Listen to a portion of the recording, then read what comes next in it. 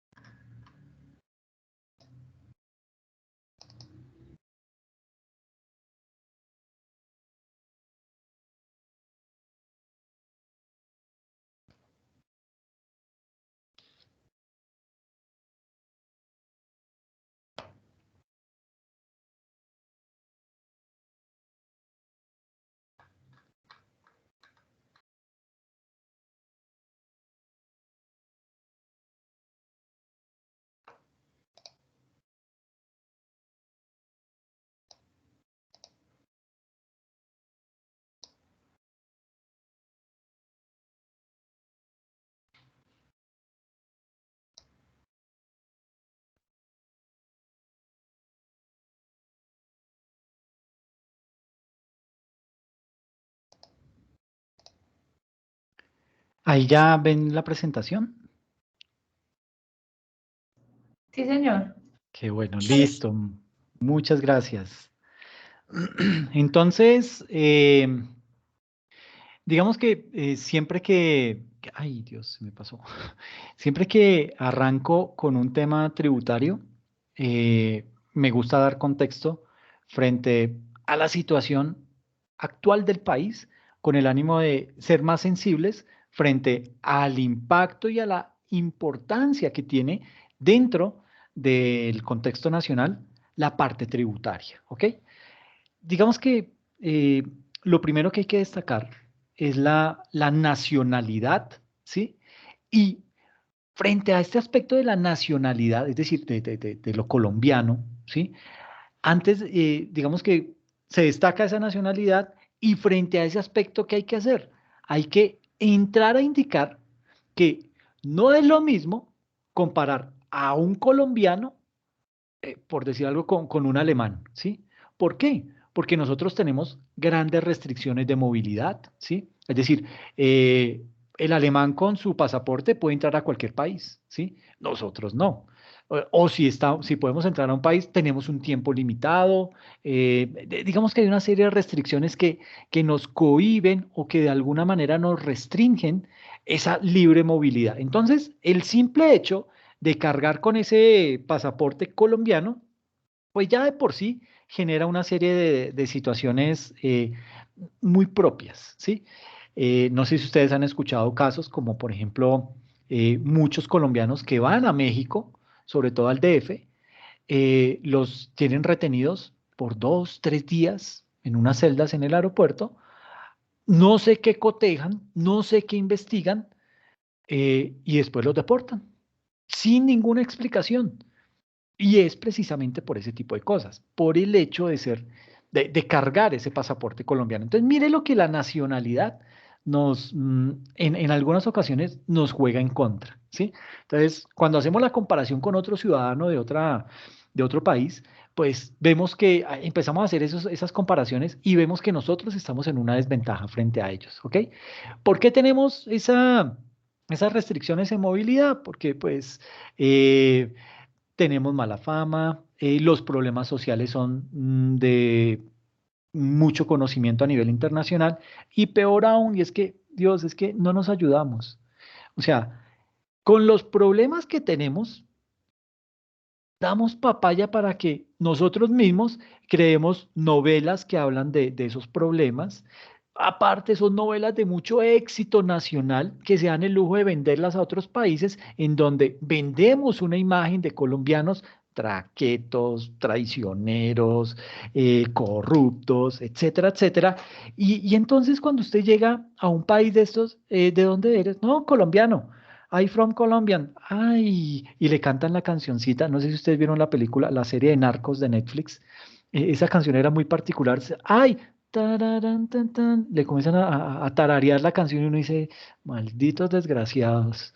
Yo con ese flagelo y ustedes burlándose en acá, pero eso pasa precisamente porque nosotros mismos nos pegamos un tiro en el pie con ese tipo de situaciones. O sea, tratamos de vender esa imagen al exterior pero mezclada con más cosas que nos van a jugar en contra. Entonces, ese tipo de cosas genera en el resto de ciudadanos una idea que se generaliza para toda la sociedad, para todos los nacionales colombianos y se vuelve algo estigmatizante, ¿ok?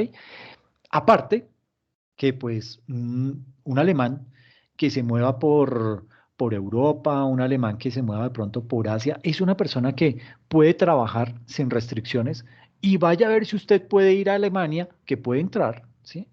Pero a ver si le permiten trabajar. Primero porque ya hay restricciones de idioma. Si usted de pronto no va con un inglés, pues ya ahí como que empezamos mal, ¿sí? Entonces, ese tipo de situaciones ya nos dan una desventaja aún más grande. El alemán, por lo general, su método de educación o su sistema educativo le inculca el alemán como tal y el inglés. Entonces, allá ellos fácilmente le hablan a usted en alemán o en inglés. No le van a hablar en español. Entonces, pues es muy raro el que le hable en español, pero usted tiene que, por lo menos ellos son bilingües, ya tienen pueden cambiar de chip tranquilamente sin ningún esfuerzo. A nosotros nos duele muchísimo, ¿sí? Entonces, ese tipo de situaciones marcan una brecha a nivel de ciudadanía, ¿sí? Ahora, y comparando Alemania con Colombia, la economía alemana es totalmente diferente a la nuestra, ¿sí? Estamos hablando que esa economía alemana es la tercera economía más fuerte, la tercera economía más sólida del mundo. Y además es una economía mucho más tecnificada y mucho más sólida que nuestra economía. ¿Y esto qué indica? Que no es lo mismo decir que cuando hablamos de economía podemos meter en una misma bolsa al resto de las economías con la colombiana, ¿sí? Nuestra economía es mucho más limitada, es una economía con más retos, es una economía con más problemas por superar y por esta razón vamos a dar una mirada a esa economía para mirar esas debilidades, esas flaquezas, a ver hasta dónde podemos llegar. ¿Listo? Eh, digamos que esta presentación está dividida en tres partes. Una primera en donde vamos a abordar unos datos poblacionales. Esto se me apagó. Unos datos poblacionales. Luego vamos a hacer un análisis del presupuesto general de la nación. Y luego vamos a mirar el punto de quiebre. O sea, ¿qué ha pasado? O, digamos, ¿cuál fue el detonante y cuáles son los problemas que tenemos en nuestro país? ¿Ok? Entonces, desde ese punto de vista, eh, los invito, venga a ver si esto me deja. Bueno, me voy a salir de acá. Quiero entrar a esta dirección para poder ver una gráfica que es bien interesante y poder entender en principio en qué consiste esa problemática que estamos viviendo a partir de esa gráfica. ¿Listo? Ay, carambas.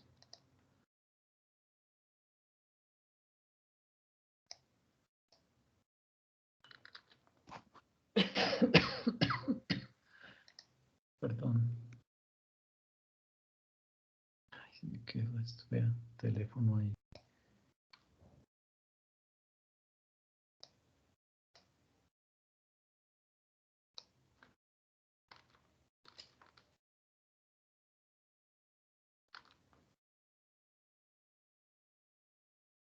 Espero que funcione esa URL porque si no, mejor dicho.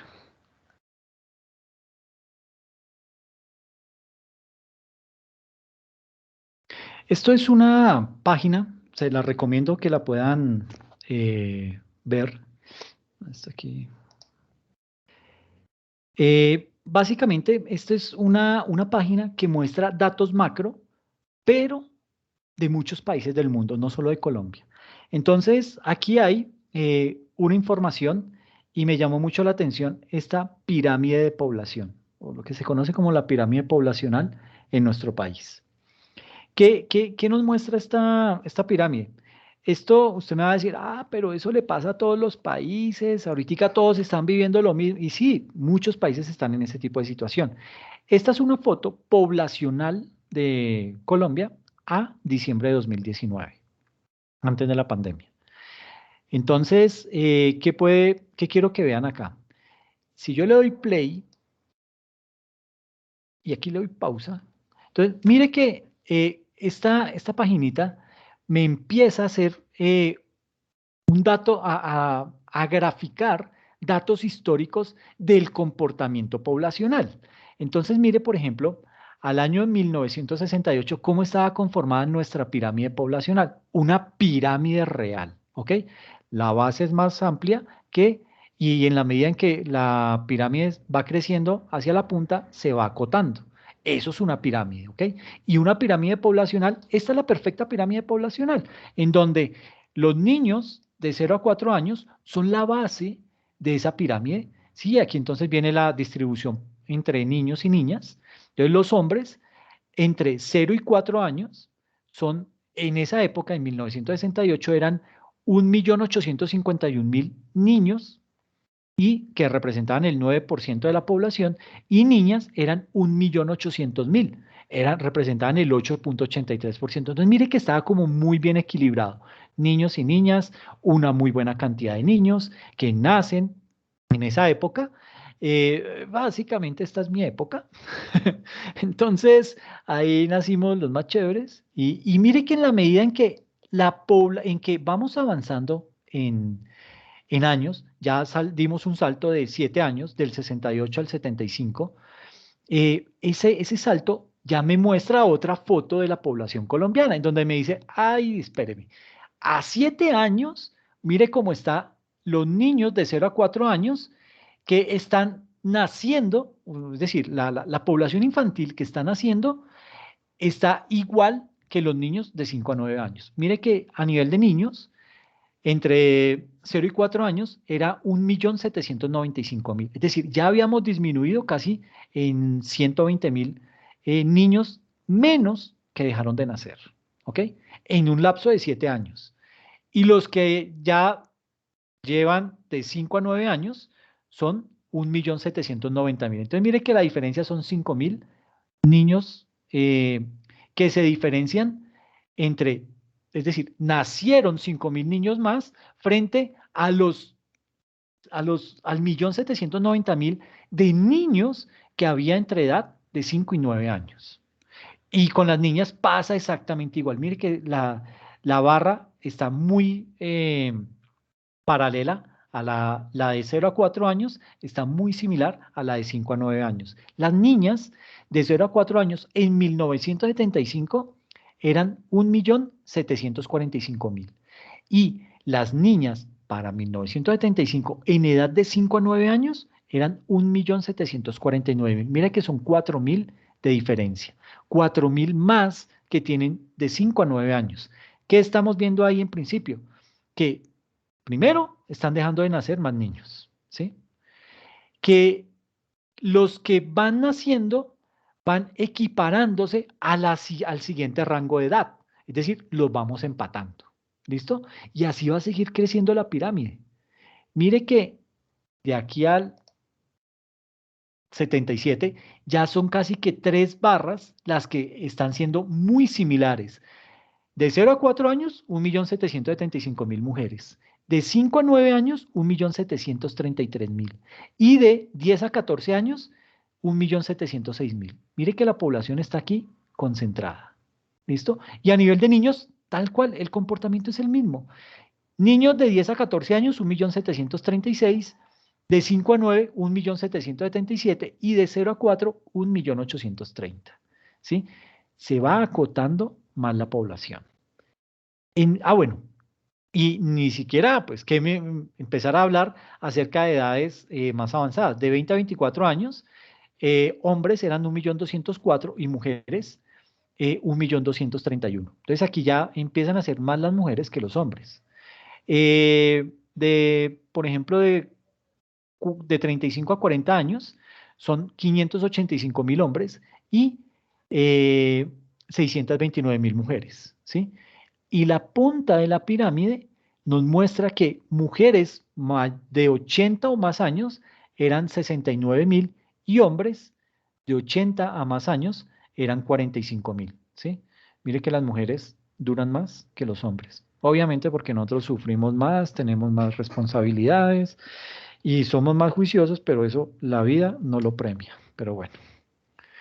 Entonces, si avanzamos hasta la década del 80, mire que a nivel de niños, aquí no sé qué pasó, hubo algún fenómeno que hizo que se disparara el nacimiento de niños. ¿M?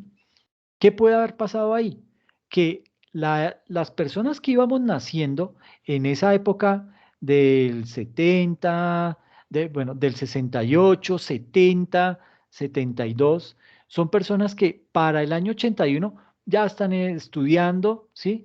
Son personas que ya pues tienen un recorrido a nivel de vida que aún siendo niños, pues se empiezan a evidenciar problemas sociales, ¿sí? De pronto hay embarazos tempranos, de pronto hay situaciones que hacen que de pronto por tema de pobreza, los padres pues están teniendo hijos con mucha más frecuencia, no hay un control de la natalidad y pues eso lleva a que de pronto en esa época se haya disparado un poco más el nacimiento de niños, ¿sí?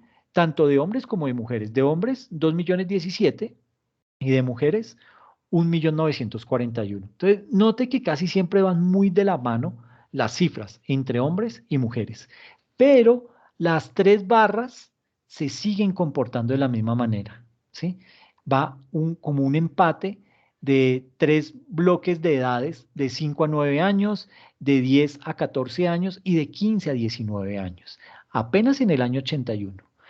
La población a nivel de mujeres mayores de 80 años va avanzando, van en 82.000 mujeres y la de hombres va disminuyendo, 54.000 hombres. Y esto realmente, aquí a partir de esta franja, es en donde los problemas se comienzan a agudizar para una nación. ¿Por qué? Porque aquí es donde el país ya tiene que pagar pensiones. ¿Ok? Entonces estamos hablando que para esa época, bueno, para el año 81 yo creo que la edad pensional era, estamos hablando de este renglón. Estamos hablando de 315.000 hombres, 241, ahí ya van como 550.000, más 188 son 640, más 125 son 770, más 73 son 840, más 54 son, póngale, 900.000 hombres a los que hay que pagarles pensión. ¿Listo? Y a nivel de mujeres, estamos hablando de 434.000 mujeres, más 347, eso da como pongámosle 800, más 270, que ya es un millón larguito, más 216, pongámosle 1.210.000, más 151, 1.360.000, más 94.000, entonces ya me da millón, ¿en qué? 420, ya perdí la cuenta, y 82.000, 1.500.000 mujeres, ¿listo? Entonces, 900.000 hombres y 1.500.000 mujeres, estamos hablando que el país ha tenido que, si todos hubieran cotizado pensión y todo esto, estaríamos hablando que el país tendría una carga pensional en 1981 de 2.400.000 personas, ¿ok? ¿Por qué? Porque aquí me está mostrando población viva. ¿Listo? Entonces, 2.400.000 personas a las que habría que pagarle pensión. ¿De dónde saca los recursos la nación para hacer eso? Obviamente, pues del presupuesto general de la nación. Y para eso, pues tiene que echar mano de muchos rubros. ¿Ok? Pero bueno, sigamos mirando la pirámide poblacional. Esto a nivel del año 81. Si avanzamos en época 1991, ¿qué pasó?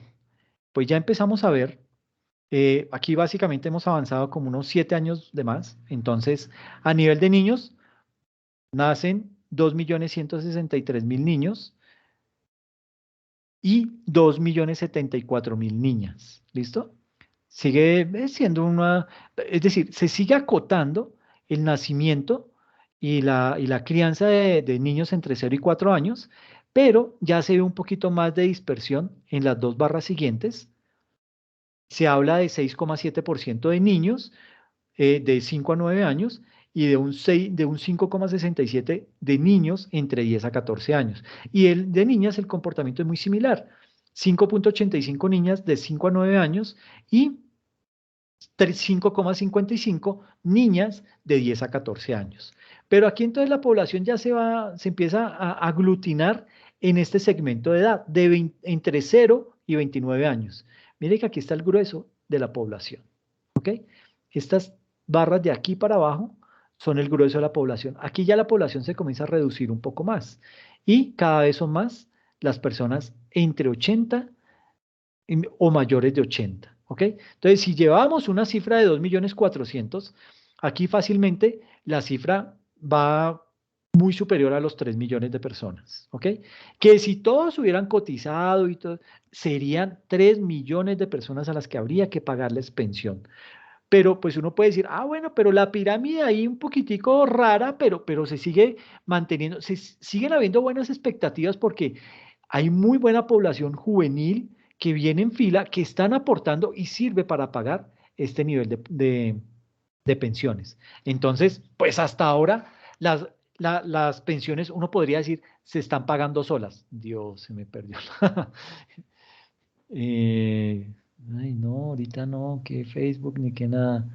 Entonces, me voy a devolver. Estábamos en el año 1900. Ah, bueno, en el 61, mire que estaban haciendo 1.799.000. Bueno, estábamos en 1991, ¿no?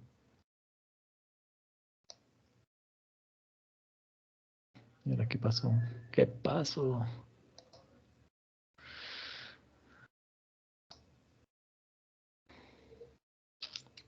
Permítame un momentico. Esto es sesión en vivo. Esto puede pasar tranquilamente. Pero sí, básicamente lo que les quiero mostrar es cómo ha ido cambiando nuestra población y cómo, qué magnitud es el problema que tenemos hoy en día. ¿Listo? Bueno, esto se varó acá. Yo vuelvo a entrar.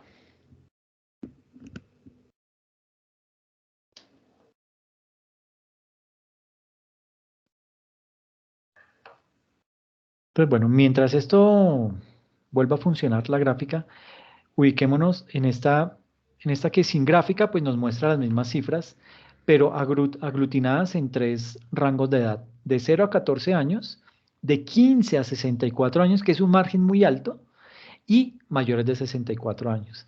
Entonces, si estábamos en el año 91, teníamos que de 0 a 14 años hay un 35% de la población, de 15 a 64 años es un 60% de la población. Entonces, mire que aquí básicamente está el 100% de la población entre estos rangos de edad, es decir, de 0 a 60 años, a 64 años, está la totalidad de la población y un 4,25% son personas mayores de 64 años, ¿sí? Ay, ahora sí le dio por recargarse. Entonces, si seguimos mirando, mire que el comportamiento de las edades mayores de 64 años va subiendo. Y usted mira, sí, pero Ale, es tan exagerado, va subiendo de a poquitos. Sí, pero es que de a poquitos va haciendo mella. Entonces, mire que la población apenas era de un 4,34%, subió el siguiente año un 4,43%. ¿Y por qué sube? Porque es que los avances científicos, ¿sí? Los avances tecnológicos comienzan a traer mayores beneficios para las personas. Entonces, imagínense en la época arcaica, por allá cuando el hombre era nómada y todo eso, pues el hombre ni siquiera sabía que el agua había que hervirla, ¿sí? Entonces eran personas que vivían 20, 25 años, ¿sí? Y aparte de eso, usted tenía que ir a enfrentarse a dinosaurios y todo ese tipo de animales que le podía salir el animal más raro del mundo y usted tenía que, o se lo come o el bicho se lo come a usted. Entonces usted arriesgaba mucho su vida. Y el promedio de vida en esa época era más o menos de 25 años, era el anciano, ¿sí? Eh, y en la medida en que la humanidad empieza a evolucionar, técnica, tecnológica y científicamente, hay mucha más información y con esa información sirve para que las personas prolonguen su nivel de vida, ¿ok? Entonces, cada vez son más las personas, o sea, cada vez las personas se envejecen por mucho más tiempo. Anteriormente se decía que las personas vivían más o menos hasta 70, 75 años, ¿sí? Hoy en día se habla que viven entre 85 y 90 años, ¿sí? Estamos aumentando el margen de edad, nivel de longevidad casi que por 15 años más, y eso para las finanzas de un país es terriblemente malo, ¿sí? ¿Por qué? Porque un país así se desfinancia, ¿sí? Y sobre todo un país como Colombia, un país como España, un país como, Dios, ¿qué está pasando acá? Está poseído el equipo. Básicamente, países como Colombia, España o Francia son países que, y bueno, Italia, son países que ya se están volviendo longevos, países que no tienen unas buenas bases de niñez y de juventud, y básicamente el peso de las pensiones lo tiene que asumir el gobierno nacional. Y eso tiene que derivar en muchas cosas. Lo primero hay que decir que España, Francia e Italia están peor que nosotros. Así usted no me cree.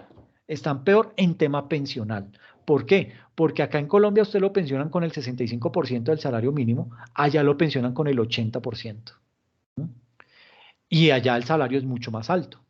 Entonces, es un mayor costo para el país, ¿sí? Y tienen menor población infantil y juvenil. Entonces, mire cómo va creciendo. Salta de 4,85 en el 97 a 5,8 en el 99, a 5,33 en el 2001, a 5,57 y va teniendo un crecimiento hasta llegar al 2013 de un 7,19%. La cantidad de personas de 64 o más de 64 años, hasta llegar al año 2020 un nivel poblacional de personas mayores de 64 años que corresponde al 9,06%. Y de niños se va disminuyendo, va en un 22,18 y habiendo arrancado por allá en un 46,69%. Entonces, mire que aquí arrancó 46,69, 46,95, subió a 47, ¿sí? Volvió y bajó a 46 y empezó a descender constantemente. Nunca más volvió a crecer, ¿sí? 36, 35, 34, 33, 32, 31, 30% de la población son personas, son niños y adolescentes entre 0 y 14 años, hasta llegar al 2020 a representar el 22% de la población. Y la población entre 15 y 64 años es en donde está acumulada y es el 68% de la población. Pero ahí hay que empezar a hacer unos análisis más grandes. Así está la pirámide a diciembre 19, a diciembre del 2019, perdón, en donde son menos los niños que nacen, apenas nacen 1.909.000, que representan el 3,86% de la población, y aquí de niñas que representa el 3,69, se junta con los de 5 a 9 años que representan el 3,85 de los niños, y de niñas el 3,68, ¿sí?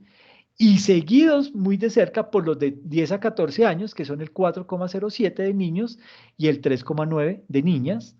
Y ya aquí se empieza a volver un poquitico, ya son más los adolescentes de 15 a 19 años, 4,43 hombres con 4,26% mujeres. Y mire cómo el grueso de la población ahorita está centrada entre personas entre 15 y 19, entre 15 y 30 a 34 años, que ese es el grueso de la población. ¿Listo?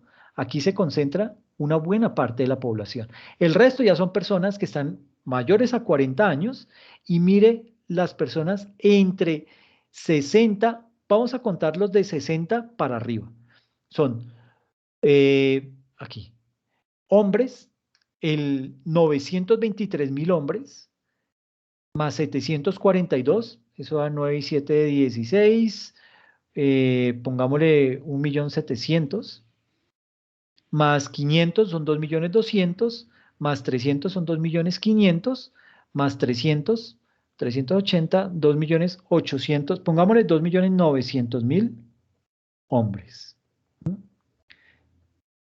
Al año 91 teníamos 900.000 hombres, al 2019 tenemos 2.900.000 hombres mayores de 60 años. ¿Y cómo está la cifra de mujeres? Tenemos 1.091.000, 1.100.000.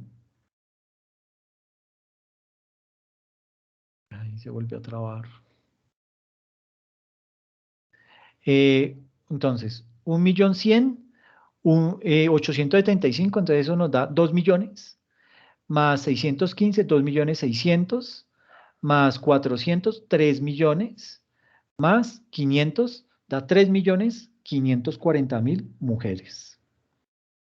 Imagínense que todos ellos cotizaran, estaríamos pagándole una pensión a más de 6.500.000 personas.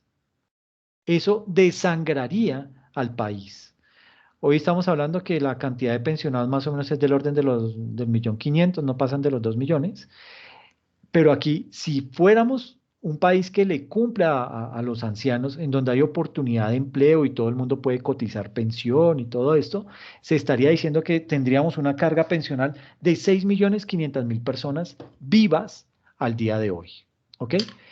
Y eso, en realidad, es un gran problema. Mire, las mujeres duran muchísimo más. Hoy en día hay 536.000 mujeres mayores de 80 años y hombres apenas hay 375.000, ¿sí?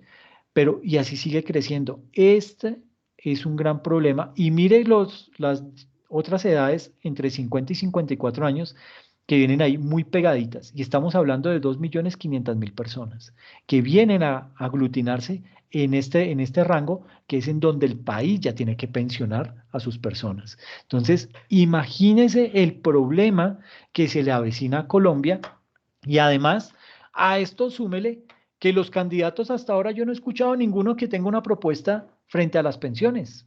¿Mm? Este tema de las pensiones va a reventar y va a reventar de una mala manera. Cuando se den cuenta, bueno, ¿por qué no lo quieren tocar los candidatos? Porque saben que eso les quita votos, ¿sí? ¿Por qué? Porque si hay un candidato sensato, ese candidato sensato va a decir, hay que incrementar el rango de edad para pensionarse. Y entonces todos nos vamos a decir, no, ¿qué le pasa a este man? ¿Qué cree? ¿Que es que, y que es que aquí que todo está muy fácil? Pues no está muy fácil. Y además se avecina ese problemita. Vienen 2.500.000 personas, 2.500.000 hombres, ¿sí? Y vienen 1.300.000 y 1.500.000. Estamos hablando de 2.900.000 mujeres y 2.500.000 hombres. Estamos hablando de 6 millones más de personas que vienen en camino a pensionarse. Es decir, si sumáramos este rango de edad de 50 para arriba hasta los 80 años, estamos hablando de 12.500.000 personas. ¿Sí? Imagínese ese problema, esa carga fiscal no la soporta ningún país. Desafortunadamente, no todos cotizan. Pues digamos que desafortunadamente nosotros como población, a muchas de esas personas no les van a, no les va a tocar una pensión, ¿sí? De pronto el Estado les dará algún subsidio, alguna ayuda y se desentiende rápido y sale de eso. Pero el gran problema es esto que se avecina, esta cola de personas que están aquí, que son básicamente los que nacieron entre el 65 y el 71, 75, son los que vienen en esta cola para y que están próximos a pensionarse. Frente a eso, lo que se le avecina al gobierno es un gran problema. Segundo, ¿qué va a haber que hacer? Lo que está haciendo España y Francia, que es decir, ay, por allá hay un país suramericano, de esos sudacas, que tienen una cosa muy interesante, que es Chile. Y van a decir, ¿Chile qué hizo? Chile dijo, no, yo el problemita de las pensiones me desentendí de eso como Estado, yo le pasé eso a los fondos privados de pensiones y ellos son los que se encargan de pensionar a la gente. Es decir, la gente es la que ahorra y queda a criterio de la gente en qué más invierte para aumentar ese ahorro para tener una buena vejez.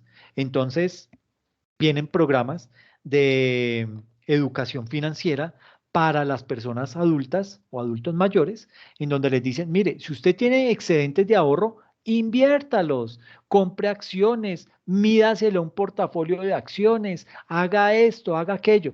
¿Y cómo hace uno para invertir en un fondo en unas acciones si usted no tiene conocimiento de eso? Pues imagínense que hay varias alternativas, gracias a Dios, hoy en día. Entonces, creo que hay una BCP Global. Esto es simplemente información. Yo no trabajo con ellos, ni mucho menos. Espérenme. Pero este es un portafolio de inversiones que es muy interesante y que tiene muy bien diversificado su portafolio. Entonces, ¿qué encuentra uno en este tipo de portafolios? Y esto es como información, esto es como cultura general para irlos evangelizando al problema que se nos viene y por qué nos toca pensar en otros mecanismos de ahorro para poder hacer que nuestra vejez sea más llevadera con unos buenos recursos económicos. Entonces, ¿qué hace este BCP Global? BCP Global es un fondo de inversiones que pertenece de pronto al fondo de inversiones más fuerte del mundo, que es BlackRock, ¿ok?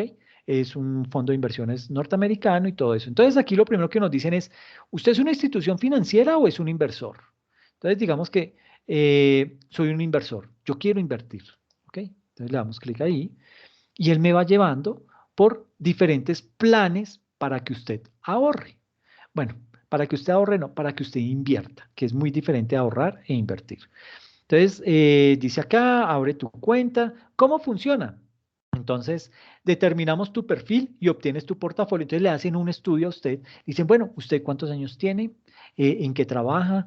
¿Cuál es su nivel de educación? Y comienzan a mirarle, bueno, ¿cuáles son sus perspectivas? ¿Cuáles son sus sueños? ¿Usted qué quiere? Etcétera, etcétera. Y con eso determinan un perfil de inversionista. Cuando ya determinan ese perfil, le dicen, usted debería invertir en este portafolio. ¿Ok? Entonces usted crea una cuenta y empieza a invertir su dinero. El hecho que aquí le digan que usted tiene un perfil moderado no significa que usted solo va a tener que invertir en el portafolio moderado. ¿No? Usted es libre, usted sabe qué hace con su plata, ¿sí? Usted dice, ok, no, yo soy moderado, pero soy arriesgado y me voy a meter al portafolio más fuerte y ahí me voy a arriesgar a ver que si gano o pierdo todo, pero que pase algo. Ah, bueno, ya usted toma la decisión. Pero ellos se encargan de hacerle ese tipo de perfiles. Entonces, esta página cada vez la cambian más, me da un mal genio, porque uno ya la conocía y venga, le damos aquí, obtener mi portafolio. Entonces, ¿cuál es su edad? Miércoles, 50. Sí, es que yo estaba en la edad de esa, en el rango de los que vamos ahí. ¿Cuál es tu experiencia con inversiones? Digámosle que ninguna. A ver qué me muestra. Planeo retirar mi dinero en más de 10 años. Cuando invierto mi dinero, de lo que más me preocupa es eh, pérdidas esperadas. Bueno, digámosle que ambos por igual, tanto ganancias como no, pérdidas, es lo que más me duele. Mire que con estas preguntas ellos están analizando mi perfil. Si toda su cartera de inversiones perdiera el 10% de su valor en un mes durante una caída del mercado, ¿qué haría? ¿Vendería algo? ¿Mantiene todo o compra más? Digámosle que lo mantenemos, yo no me asusto. ¿Eres residente en Estados Unidos? No. ¿Tu fondeo inicial será mayor a $250.000? Ni de fundas, no tengo todo ese billete. Entonces, ahí ya me armó mi perfil de riesgo. Y me dice, no, papá, usted es chichipato, usted es un conservador. Yo digo, bueno, listo, conservador. Entonces, ¿qué hago? Entonces, me muestra el portafolio de un conservador. ¿Cómo está conformado un portafolio de un conservador? Me dice, el 80% son bonos, entonces bonos del Estado, bonos de tesorería. Entonces, esas inversiones son las más seguras, pero pagan menos intereses. Entonces, usted como que invierte $10.000 y para que eso le crezca, va a ser muy, muy demoradito. Entonces, el 80% son bonos y el 20% son acciones. Entonces, aquí comienza a decir, mire, el 20.9% son bonos del Tesoro de 1 a 3 años, ¿sí? El 8% es una emisión de bonos en mercados emergentes.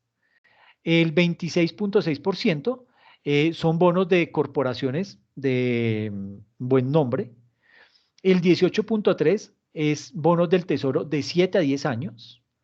El 6.2% del portafolio lo representan bonos de corporaciones, esto es como en moneda asiática. El 2.2% son inversiones que se hacen en compañías europeas, esto ya son acciones, esto azulito ya se vuelven acciones.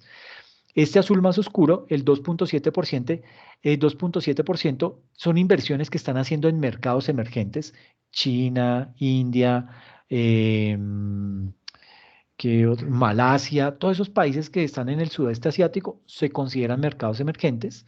El 14% en inventarios norteamericanos y el 1.1% en inventarios japoneses. ¿Listo? Entonces, mire que nada en Latinoamérica. ¿Sí? ¿Por qué? Porque es que Latinoamérica es un mercado muy volátil. Entonces usted comienza a mirar y dice, ok, ¿qué es esto de los mercados emergentes? ¿Eso qué hace? ¿A dónde me lleva? Entonces, miremos a ver esto, si nos abre algo. Ay, Dios, no abrió nada.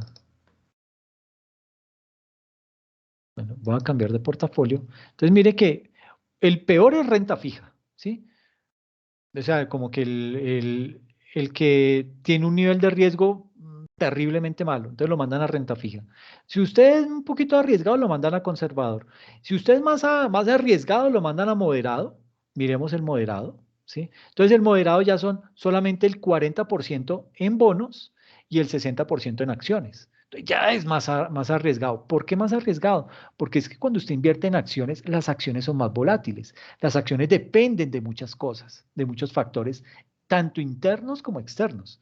Los bonos no, los bonos son por lo general se le compran al tesoro de un país y pues que quiebre un país es como muy complicado, a menos que sea Venezuela, pero pues digamos que es muy difícil que eso pueda pasar. Entonces, aquí ya usted ve que apenas la inversión en bonos no pasa del 40%, mire que son estos bonos de acá, esto verde, y luego ya empieza una inversión mucho más fuerte. Una inversión en mercados emergentes de un 9.3%, en compañías europeas un 6.8%, en inventarios japoneses 3.3%, en inventarios norteamericanos 39%, que es toda esta barra azul, que es la que más, digamos, en donde tiene un mayor nivel de inversión, y viene inversiones en el Reino Unido. Yo lo que quiero ver es que esto me abre un... Mira tu plan. Ay, no, es que no me lo permite. Venga a ver si entro acá. Porque es que lo que quiero que vean es mire, portafolios diseñados por BlackRock. Este es un fondo de inversiones muy fuerte a nivel mundial y está ubicado en Estados Unidos. Entonces, iniciar.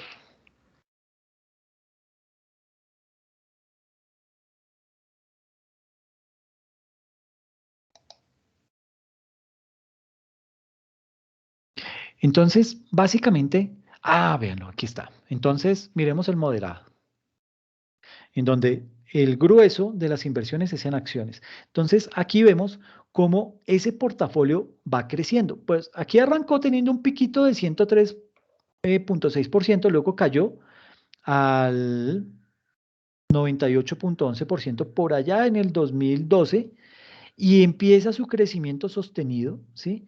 Tiene algunos descensos, pero no es mucho y se sigue manteniendo, ¿sí? Aquí entra en una meseta como complicadita, pero vuelve su ascenso, vuelve otra meseta, cae y sigue su ascenso. Ese es el comportamiento de las acciones, ¿sí? Pero mire que ese portafolio entre 2012 a 2022, una década, ha crecido casi un 205% de su inversión, ¿ok? ¿Por qué? Porque diversifican. Entonces, usted encuentra, por ejemplo, esta inversión en mercados emergentes, que aquí ya me permite abrirlo. Entonces me dice, ¿cómo está distribuido ese porcentaje? Entonces me dice, bueno, em, qué se hizo?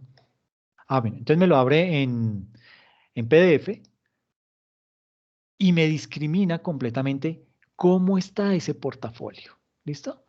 Entonces, vamos a mirarlo así por encimita y abandonamos esto porque si no me perdemos más tiempo.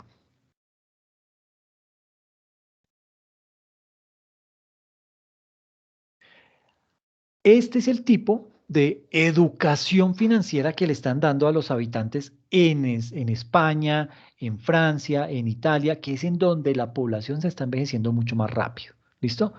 Y lo copiaron de Chile. Entonces, Chile hoy en día ya sus pensiones las tiene, ya el Estado se encartó de eso completamente y básicamente le transfirió esa responsabilidad a las personas y a los fondos de pensiones. Entonces aquí vemos la ficha informativa de ese portafolio del perfil, ¿cuál era el moderado? De ese perfil moderado, eh, pero viéndolo desde el punto de vista de los mercados emergentes.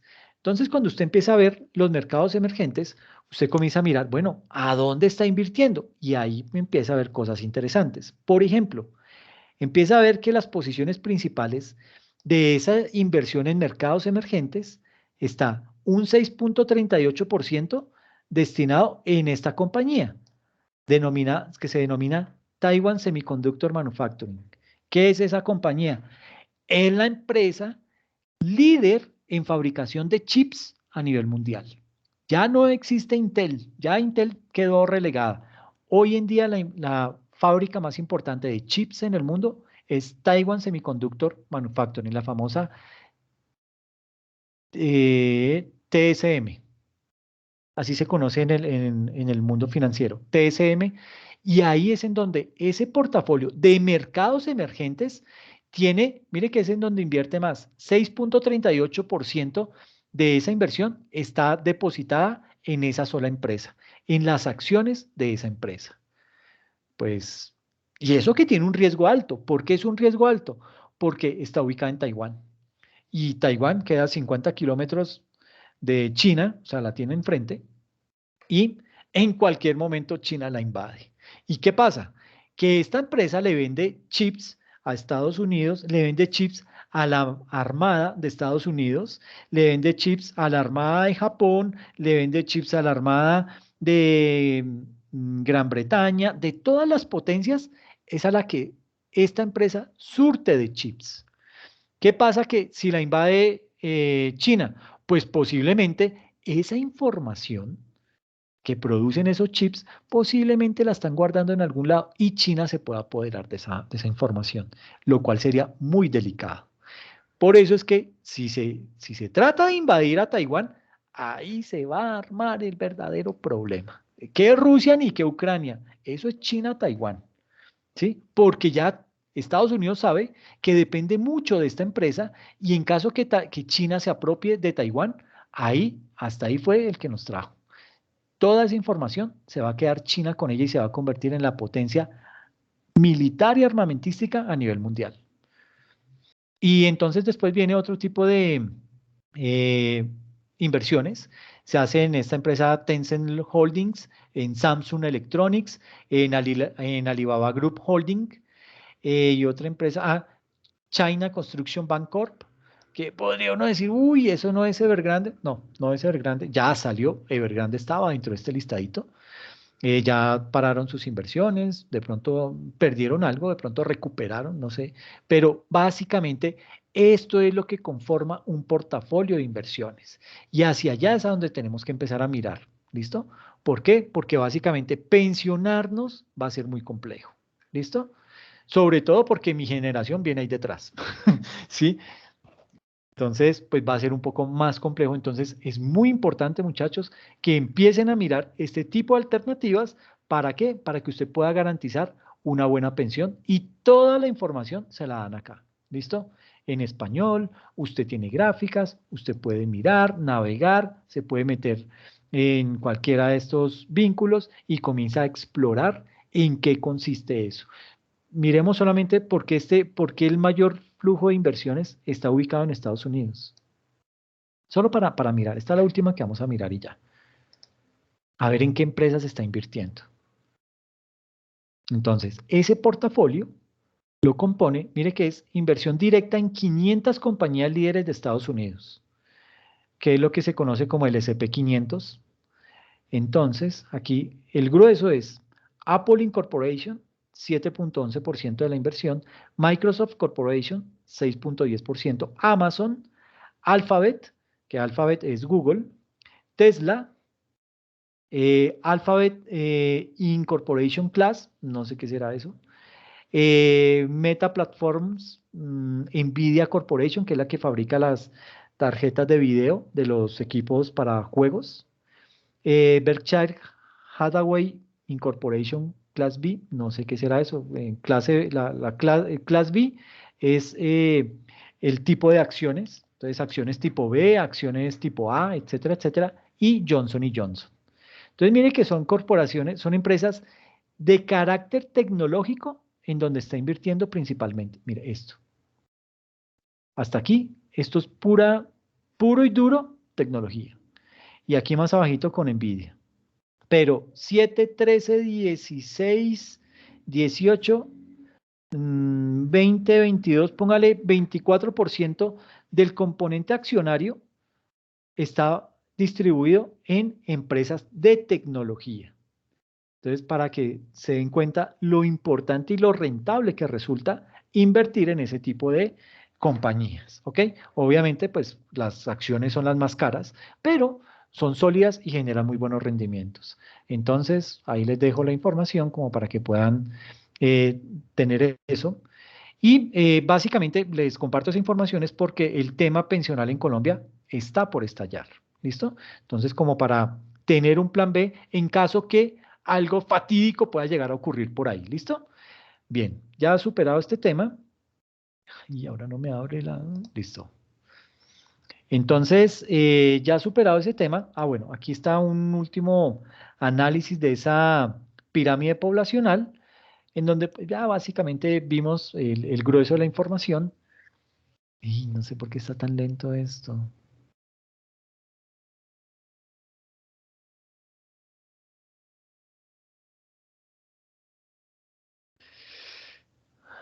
Ay.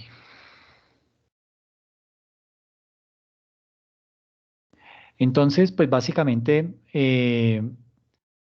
esta franja de colores nos muestra cómo ha sido la variabilidad desde que se han hecho los diferentes censos en Colombia. Entonces, cuando se hizo por allá el censo de 1985, era este verde clarito, esta franja era el nacimiento de hombres y este amarillo clarito era la franja de nacimiento de mujeres en el censo de 1985. Cuando se hizo el censo de 2005, imagínense, 20 años después, que es lo verde para los hombres, es este verde oscuro. Ahí ya se nota el bajonazo, ¿sí? Y lo mismo en mujeres, se nota ese bajón.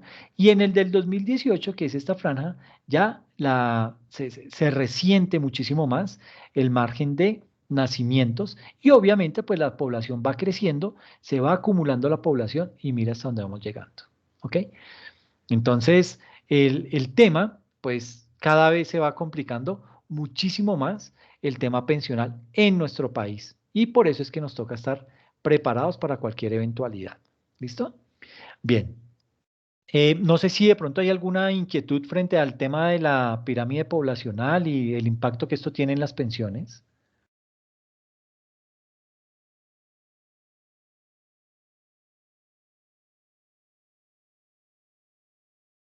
¿Todo bien? Todo claro, profesor. Sí, Listo, señor. perfecto. Ok, muchas gracias. Entonces, digamos que hay que analizar también otros datos que arroja el último censo que se hizo en el año 2018. Entonces, ese censo que nos dice que el colombiano promedio, y estos son datos bien interesantes, y usted mira, pero ¿para qué me sirve a mí la estatura? Eso tiene una implicación. Imagínese que el promedio de estatura de un hombre colombiano es de 1,70 metros. Hace 50 años, la media era 7 centímetros menos, es decir, 1,63, ¿sí? Y si es una mujer, mide en promedio 1,60, ¿ok? Eh, ¿Eso qué representa? Ese indicador nos muestra que es un indicador de crecimiento económico. Y usted me va a decir, pero si estamos hablando de estatura, ¿por qué va a hablar de crecimiento económico? Es crecimiento económico. ¿Por qué? Porque eso indica que mejoró el tema de nutrición, que mejoró la higiene, que mejoró la salud. Entonces, es un indicador de desarrollo para nuestro país. Segundo indicador, La mayoría de las personas hoy vive en casas, aunque la proporción de apartamentos en el total de viviendas pasó de un 4,9% de personas que vivían en un apartamento, en 1973 era apenas el 4,9%, pasó al 2018 a una tasa del 32,8%. Más personas viven hoy en apartamentos que en casas.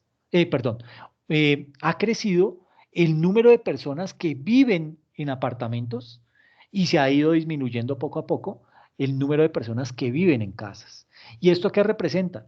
Que la población se ha vuelto más urbana y se ha densificado más las ciudades. Entonces, ciudades que atraen a más población se vuelven más densamente pobladas y eso cambia el estilo de vida de la población. ¿Por qué? Porque ya usted no va a encontrar casas. Usted, las casas que están ya están ocupadas, son muy pocas las casas que venden y si las venden sobre todo para una constructora que la va a tumbar y va a construir edificios de apartamentos. ¿Por qué? Porque saben que la tendencia es para eso. Es más, para el mismo para el mismo distrito, hablando de Bogotá o para la misma ciudad, hablando de otras ciudades como Medellín, Barranquilla, eh, para el mismo distrito es más rentable un edificio de apartamentos que una casa. ¿Por qué? Porque una casa por lo general es de 2, 3 pisos, ¿sí?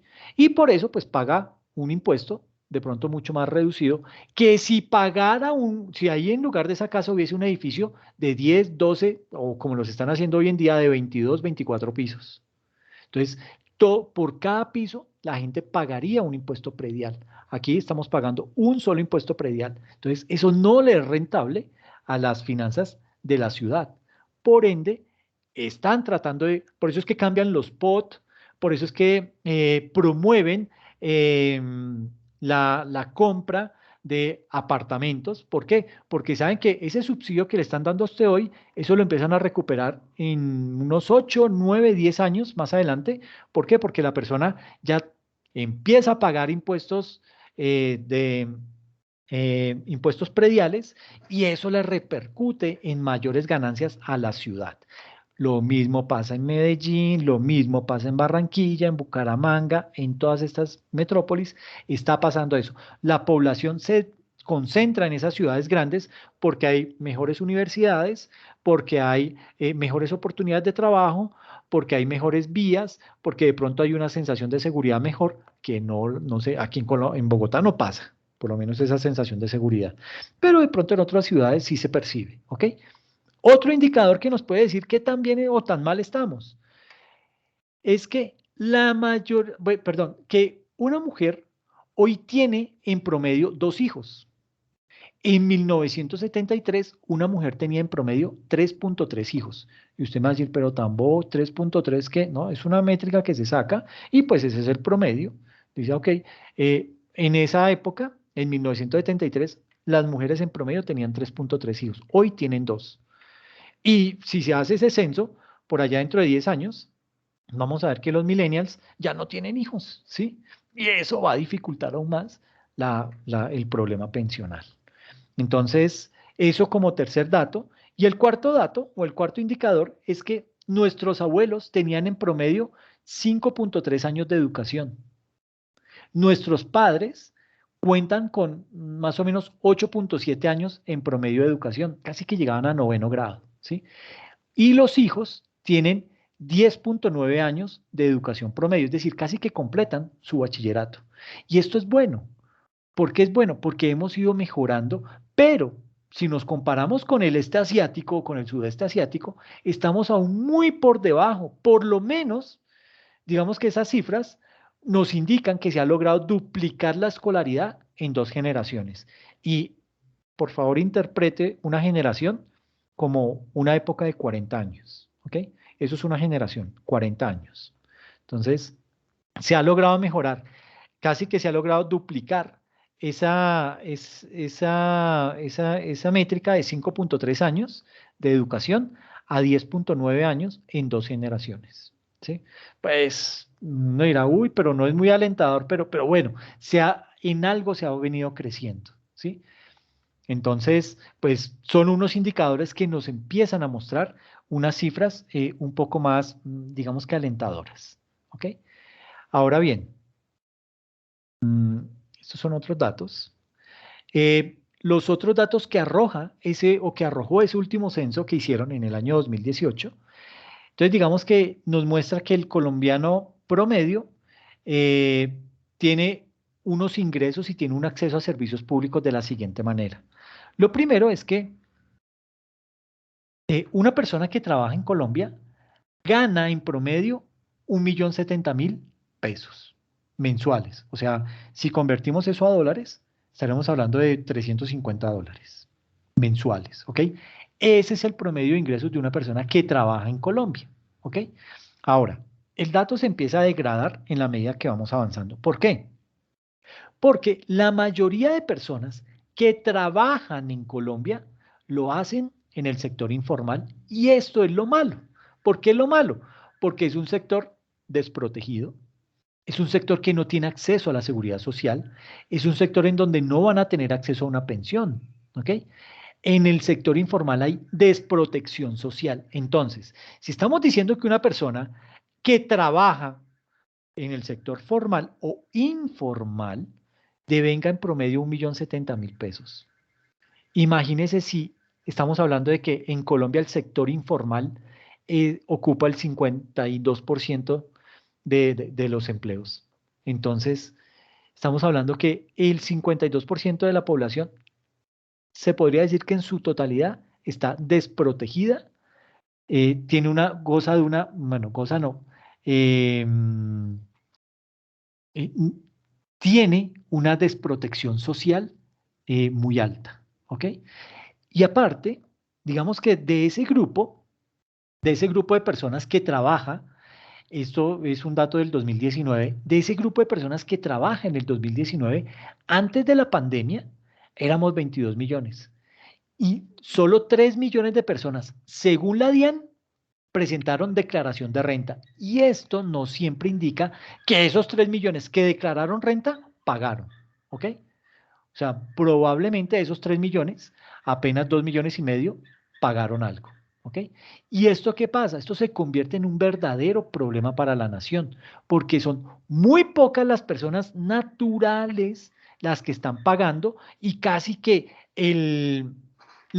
digamos que los ingresos por parte de renta lo estamos recaudando ¿de qué? De las empresas. Y ahí no, esa parte no es muy alentadora. ¿Por qué? Porque las empresas pues pagan de acuerdo a sus ingresos. Y si estuvo mal, como nos pasó en el 2020 y 2021, en donde los ingresos cayeron estrepitosamente por temas de la pandemia, pues las finanzas se van a ver golpeadas, esas finanzas de la nación se van a ver golpeadas. Y ahí es en donde, si fuéramos más las personas naturales que declaráramos, pues el, el Fisco Nacional tendría unas arcas muchísimo mejores. Y entonces usted me dirá, pero si se la roban, sí, se la roban, pero digamos que ahí es en donde nos toca a nosotros elegir bien. Es que no estamos haciendo la tarea, ¿sí? Vemos como en una ciudad grande como Barranquilla comercializan de esa manera tan descarada con los votos. Imaginen lo que pasa en municipios más pequeños, ¿sí? Entonces, a nosotros nos toca empezar a cambiar la mentalidad como personas. ¿Para qué? Si queremos tener un país mucho mejor, tenemos que empezar a quitarle la cabeza a todo ese tipo de flagelos de los cuales nosotros, personas que nos quejamos de la corrupción, somos corruptos. Y no, corrupto no siempre es aquel que roba, corrupto es también aquel que permite que otro se enriquezca gracias a su silencio, gracias a su complicidad, etcétera, etcétera. Como cuarto, somos un país que hemos avanzado en cubrimiento a la población con servicios públicos, ¿sí? De 100 hogares, hoy en día, 96 tienen acceso a energía. Eso es bueno, ¿sí? Y usted me dirá, no, pero mira acá Electricaribe en Barranquilla. Sí, bueno, hay sus excepciones, ¿no? Bueno, pero gracias a Dios Electricaribe ya se acabó, ¿sí? Entonces puede que eso mejore. Pero de 100 hogares, 96 tienen acceso a energía eléctrica, ¿sí? De 100 hogares, 86 tienen acceso a agua potable, ¿sí? Y usted me dirá, no, pues chéverísimo. Bueno, y el 14%, ok, toca empezar a mirar un buen diseño de políticas públicas en donde los gobiernos se obliguen a que ese acceso a servicio de agua potable, que es vital, le llegue al 100% de los hogares, ¿ok? De 100 hogares, 77 tienen acceso a un adecuado sistema de alcantarillado. Y aquí las cifras se empiezan a deteriorar. De 100 hogares, apenas 43 tienen acceso a Internet. ¿Por qué? Porque nos dejamos abudinear el Internet, ¿ok? Y de 100 hogares, 67 tienen acceso a gas domiciliario. Ahora bien, en Colombia se ha convertido en un verdadero problema el bajo cubrimiento de Internet y esto, pues, se agravó aún más con el tema de la pandemia, ¿sí? La pandemia, digamos que evidenció o hizo mucho más latente ese problema que tenemos de falta de acceso al Internet. Colombia no debería estar padeciendo por eso, pero desafortunadamente esa es una realidad. Entonces, mire que el panorama es un poquito oscuro, ¿sí? Ahora, miremos esta otra gráfica. Esta gráfica hace referencia a la distribución del ingreso per cápita del hogar en 2018. ¿Listo? Entonces, digamos que la información que hemos visto anteriormente está calculada en promedios. Y los promedios, digamos que el promedio es un dato estadístico, yo digo que es un dato coqueto. ¿Por qué un dato coqueto? Porque es que si usted tiene un grueso de población, por ejemplo, en edad, si usted tiene una cantidad de población que está estudiando, que está analizando, y ve que el grueso de la población, digamos que un 70% de la población oscila en un rango de edad de, pongámosle, de 20 a 30 años. Y ese otro 25% está en un rango de edad de más o menos eh, 30 a 35 años, ¿sí? El otro rango, que es más pequeño, hace mella. ¿Por qué? Porque son datos que tienen una edad mucho más alta, una edad mucho más avanzada, que a pesar que sea un poco, que sean pocas las personas, el dato tiende a irse hacia los extremos. O sea, se tiende a ir hacia donde más le gusta, hacia donde más le conviene. Eso hace el promedio. Por eso el promedio no es una buena métrica, no es un buen indicador, porque cuando tengo datos volátiles en los extremos, me puede llegar a distorsionar el promedio. Entonces, eh, digamos que cuando hablamos de promedios, pues los promedios son eso, son engañosos. Y son aún más engañosos cuando vivimos en un país que tiene tanta desigualdad. ¿Por qué? Porque no capta la esencia ni la realidad de un país. Ese es el bendito problema de los promedios acá en Colombia. Y todo lo manejamos con promedios. Entonces, aquí en la gráfica que vemos, aquí podemos observar cómo está la distribución de ingresos en el país. Y esta gráfica se hizo tomando en cuenta lo que es el nivel de ingresos de una familia y ese total que hace se divide por el número de personas. A eso hace referencia al término de ingreso per cápita del hogar. ¿Sí? Se toma el ingreso de la familia y se divide por el número de personas. Eso es per cápita. ¿Ok? Entonces, se, se, se toma el nivel de ingresos de esa familia y ese total se divide por el número de personas que viven en ese hogar y eso me genera una variable que se conoce como ingreso per cápita del hogar. Entonces, fíjense en los colores de la gráfica. Los colores se dividen en grupos de la población dependiendo de ese ingreso per cápita del hogar. Entonces, ¿qué vamos a encontrar acá en esta gráfica? Sucede que un 7,2% de la población devenga 117.605 pesos, entre 0 y 117.605 pesos. Y usted mira, Alex, pero es una familia, ¿sí? Pero lo estamos viendo de manera per cápita. Es decir, sumé los ingresos de esa familia y lo dividí por el número de personas. Esta es la franja que se conoce como población pobre extrema. Viven ellos con 117.605 pesos al mes. ¿Ok? Luego viene la población pobre. Esa población pobre equivale al 19,8%. Y esa población pobre vive con 257.433 pesos. Imagínense lo exagerado que es eso. Y El 39.8%, que es el grueso de la gráfica, es la población vulnerable, ¿ok? O sea, mire que entre pobreza extrema, población pobre y población vulnerable estamos hablando de un 40, de un 60, de un 67% de la población. Entre pobre extrema, pobre y vulnerable. Y esta población vulnerable fue la que en pandemia cayó a la pobreza y amplió el número de la pobreza. ¿Ok? Esto es al año 2018. ¿Sí? Pero con la pandemia, este grueso de la población fue el que una buena parte cayó en pobreza. ¿Ok? Entonces, mire que las cifras no son nada alentadoras. Y una persona catalogada como población vulnerable vive con 609.000 pesos al mes.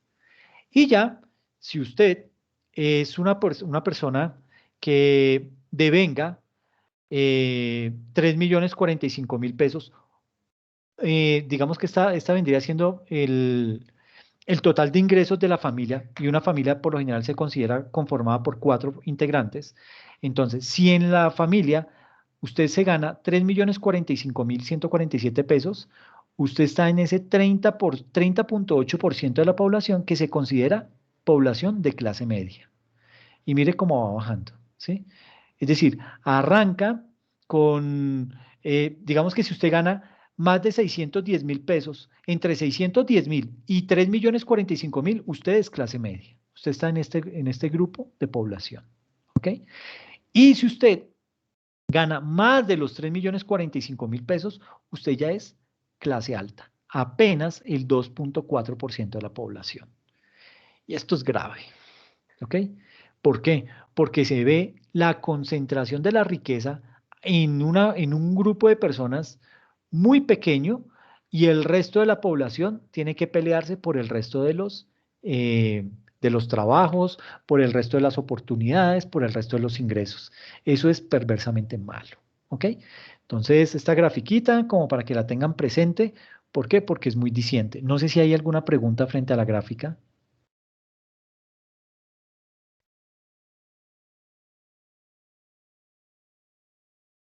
Ok. No, señor. Listo, perfecto. Entonces, aquí empezamos a analizar por qué Colombia es tan desigual. Y es desigual, ¿por qué? Porque hay un indicador, el indicador Gini, nos indica, valga la redundancia, nos muestra que, que el 10% más rico en Colombia, en un país, cuánto gana en número de veces frente al 10% más pobre de la población. Por ejemplo, en Bolivia, el 10% más rico gana 94 veces más que el 10% más pobre. Por eso se dice que Bolivia es el más desigual de la región.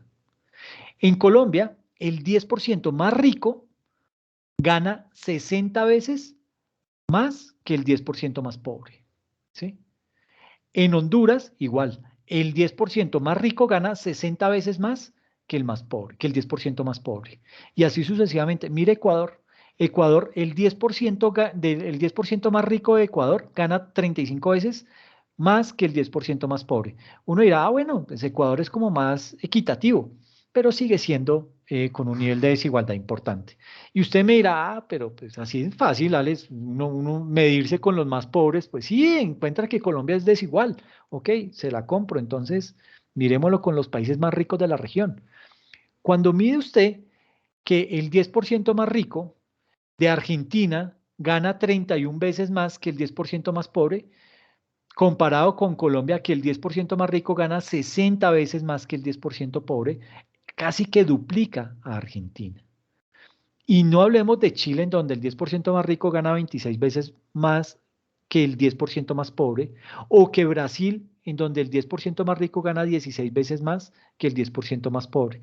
No miremos a España porque gana 10 veces, o Uruguay gana 12 veces, o Estados Unidos 18 veces. Entonces mire que con los países más ricos de la región, Colombia es el más desigual, ¿sí? Entonces, esto genera, digamos que, más problemas. Encontramos que es una sociedad muchísimo más politizada, eh, una ciudadanía que se esfuerza por cuidar mucho lo suyo y que cada quien se mate allá por el resto, ¿sí? Pero yo cuido lo mío. Entonces nos volvemos más egoístas, nos volvemos más individualistas y eso es malo en una población, ¿ok? Esto sigue siendo el coeficiente, se siguen haciendo ahí unos análisis, pero aquí ya viene entonces lo más importante y es los ingresos de la nación. Entrar a analizar esos ingresos para ver qué tanto impacto, qué papel tan importante juega el presupuesto de la nación para un país como Colombia.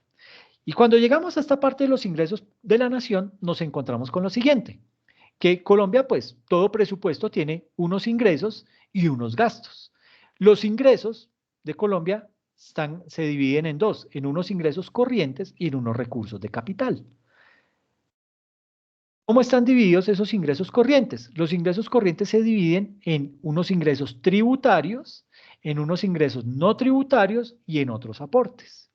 Y los recursos de capital se dividen en unos recursos del balance, que es básicamente los superávit de las empresas, es decir, las utilidades de las empresas públicas, Banco de la República, Ecopetrol, todas estas compañías que pertenecen al Estado, eso genera unas utilidades y eso hace parte de este rubro, recursos del balance. Tenemos también unos recursos del crédito que es como desafortunadamente con estos ingresos no se puede suplir todos los gastos, pues le toca al gobierno que salir a endeudarse. Y se puede endeudar de dos maneras, dentro del país o fuera del país. Y dentro de esos recursos de capital también tenemos lo que son los establecimientos públicos. Entonces, vamos a mirar cómo se clasifican estos ingresos corrientes, que se clasifican ya en tributarios, no tributarios y otros aportes, pero cómo se subdividen internamente cada uno de ellos. Entonces, básicamente los tributarios se dividen en dos, en impuestos directos y en impuestos indirectos. Un ejemplo de un impuesto directo, renta. Grava exclusivamente los ingresos de una persona. Y los impuestos indirectos, como el IVA, que son totalmente inequitativos. ¿Por qué? Porque no miden la capacidad tributaria de la persona. Se lo cobran así usted gane mucho o usted gane poco. Le cobran la misma tarifa, 19%. Por eso se habla que son impuestos regresivos. No miden la capacidad tributaria de las personas. ¿Qué es la capacidad tributaria? La capacidad que tiene usted para pagar el impuesto. Con el IVA, a usted no le miran eso. ¿Usted lo paga o lo paga? ¿Sí? No hay de otra. Entonces, eso se clasifican los ingresos tributarios. Los no tributarios, ¿cómo se clasifican? Se clasifican en tasas y derechos, en multas, en contribuciones y en transferencias. Ah, me olvidaba, aquí en tributarios, obviamente, pues están los impuestos departamentales, que son nuestro tema de estudio. Entonces ahí tenemos los impuestos de vehículos, tenemos los impuestos de azar, tenemos los impuestos, se me olvidó, los de degüello de ganado, aquí está, degüello de ganado menor, también hay degüello de ganado mayor, etcétera. Ahí está todo el bloque de impuestos que se recaudan tanto a nivel municipal, departamental, como nacional. ¿Listo? Y luego los no tributarios como las tasas y derechos, tasas, por ejemplo, de energía eléctrica, tasa de servicio de aseo, tasa de registros, tasa de arrendamientos, multas, multas del gobierno, multas de planeación, multas de rentas, multas de tránsito, contribuciones como valorización o plusvalía, y los parafiscales, y las transferencias, que son todas las participaciones en el Sistema General de Participación, el sector eléctrico y las regalías. ¿Ok? Esto conforma los ingresos corrientes del país. ¿Ok? Ahora miremos los recursos de capital. Perdón, otros aportes. Entonces ahí en aportes tenemos unos aportes nacionales y unos aportes departamentales. Ya lo vamos a analizar mejor. Y a nivel de recursos de capital, ¿qué tenemos? ¿O cómo se conforman? Pues ya les decía que los recursos de capital son los recursos del balance, que básicamente hace referencia al superávit fiscal, es decir, las utilidades que generan las empresas del Estado cuando las generan, cancelación de reservas, recuperación de cartera, rendimientos financieros, ventas de activos y donaciones. Todo esto conforma los recursos del balance. Los recursos de capital en su sección de recursos del crédito, como les decía, pues hace referencia a las posibilidades de endeudamiento que tiene la nación y un país se puede endeudar internamente. ¿Cómo se endeuda internamente? Vendiéndole bonos, los bonos de Estado, los bonos de tesorería. ¿Quién se los compra? Pues básicamente, en su gran mayoría, esos bonos del Tesoro, bonos del Estado, los compran los fondos de pensiones, es decir, su platica y la mía. Fondos privados de pensión compran esos bonos del Tesoro. Y un bono del Tesoro de Colombia hoy en día no vale nada, ¿sí? ¿Por qué? Porque las finanzas del país están mal, no hay generación de empleo o el empleo que se está generando no suple las expectativas de las personas y las cifras se sigue manteniendo en 2 dígitos y eso no es nada alentador. Eh, Seguimos estando ahí como complicados con la calificación de riesgos, etcétera, etcétera.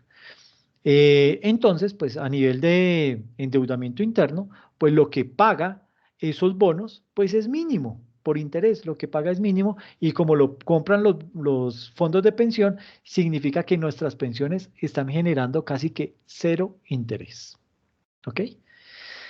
Bueno, y si digamos que los fondos de pensión tienen un tope para comprar, para poderle comprar bonos al Estado. Lo otro le dicen, uy, no, ya hasta aquí llego, señor presidente, hasta aquí le puedo comprar, de aquí para arriba ya la ley me impide seguirle comprando bonos a usted. Entonces, ¿qué hace el señor presidente? Salirse al exterior a vender esos bonos o a buscar crédito con entidades financieras. Uno, como país, se puede endeudar con la banca multilateral. ¿Qué es la banca multilateral? Por ejemplo, el Banco Mundial, el Banco Interamericano de Desarrollo, el Fondo Monetario Internacional. ¿Y qué hacen esos bancos? Pues básicamente son entidades que reciben financiación por parte de países desarrollados.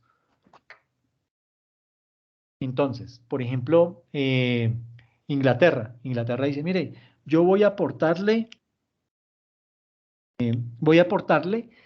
tantos millones de dólares al Banco Mundial para que el Banco Mundial los administre. Es decir, Inglaterra se olvida de esa plata, hace como una donación y se olvida de esa plata. ¿Mm? El Banco Mundial, ¿qué hace? Dice, ok, voy a mirar a ver qué país levanta la mano y pide plata. Entonces de pronto Colombia por allá levanta la mano tímidamente porque nosotros somos muy orgullosos y nos da pena decir que necesitamos plata, entonces por allá Duque levanta la mano como agachando la cabeza sí, Colombia, muestre, ¿qué necesita? No, lo que pasa es que necesito 50 millones de dólares porque es que fui a ponerle IVA a la canasta familiar y la gente se rebotó y pues, yo no entiendo. Entonces, pues no he podido recaudar eso y estoy muy endeudado. Y entonces, a ver si usted me los presta. Y le dice la banca multilateral. La banca multilateral tiene una característica muy importante y es que no cobra intereses. Entonces usted dice, uy, qué berra que era 50 millones de dólares a cero interés por allá 20 años. Pues listo. Es claro, el Banco Mundial dice, no, pues los países me regalan esa plata, yo la administro, o sea, yo la tengo que prestar, pero la tengo que recuperar, ¿sí? Yo no la puedo votar, porque igual yo le tengo que rendir cuentas a ellos. Que no les doy intereses, que no les doy rendimientos y mucho menos les devuelvo la plata, pero le tengo que rendir cuentas. Entonces, ¿cómo así que le di 50 millones de dólares y los perdió? ¿Ah? Entonces, esa gente queda mal. Y entonces lo que hacen es, bueno, no le cobro intereses, pero ¿usted cómo me va a pagar esa plata? Entonces va Duque y le dice, no, pues yo le pago eso a 20 años y eh, eh, no sé cómo pagarle porque es que no puedo subir impuestos porque la gente me hace manifestaciones y las pensiones no las puedo tocar porque entonces vuelven y me hacen más manifestaciones, entonces no sé qué hacer. Entonces el Banco Mundial dice, no, hermanos, no le puedo prestar plata. Ahora, yo se la presto, pero, y eso es lo que tiene la banca multilateral, dice, yo no le cobro intereses pero yo tengo injerencia en sus finanzas. ¿Qué es injerencia en las finanzas?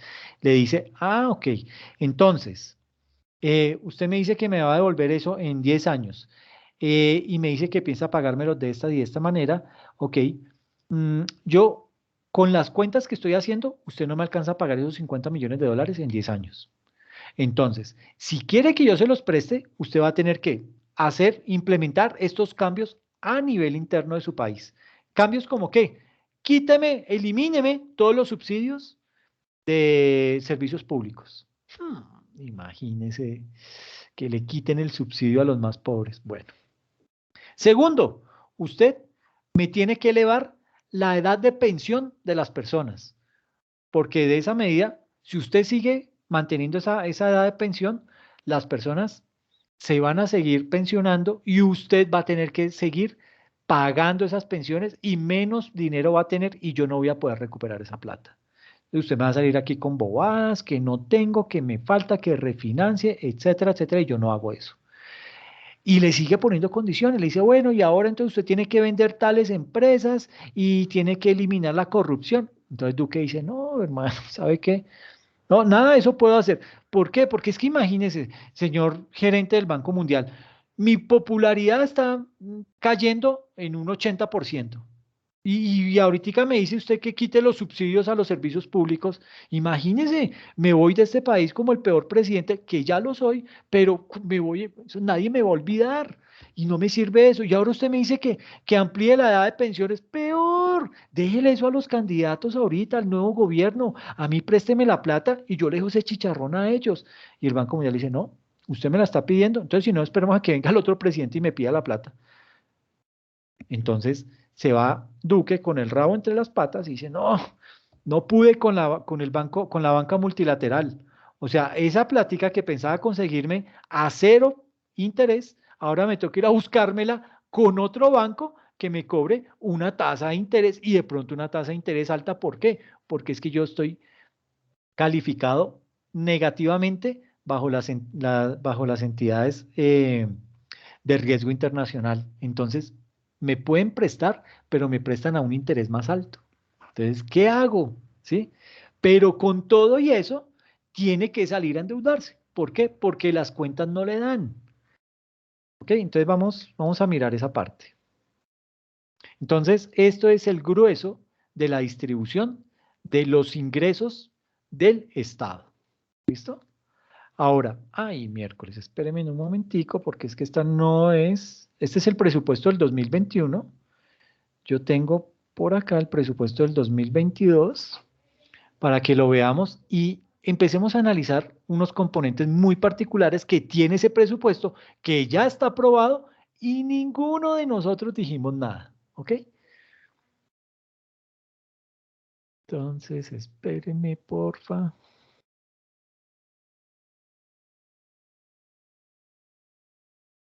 Bueno, preguntas ahí mientras esto me permite abrir el otro archivo.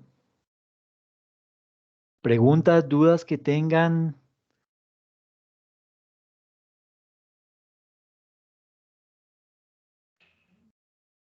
No, profe, muchas gracias.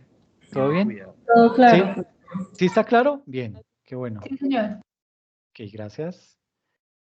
Entonces, yo voy con... Se me olvidó cuál era el archivo.